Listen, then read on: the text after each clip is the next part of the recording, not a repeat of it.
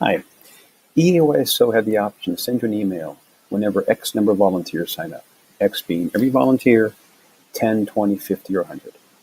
Blue Sombrero has the ability to run reports that you can customize and run at any time that will accomplish the same results. From the Reports tab, select the third report, Volunteer Details, click Edit.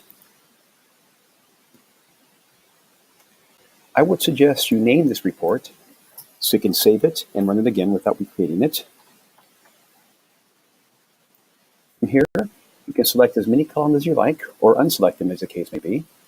I would suggest adding 2 or 3 fields from the volunteer table.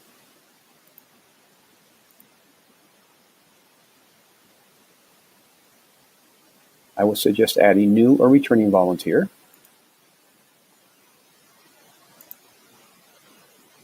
EAYSO gave you the ability to add age, which you can also add here. And lastly,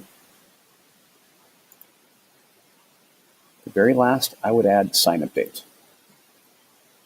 Unclick division end date. Go back to the top and save your report.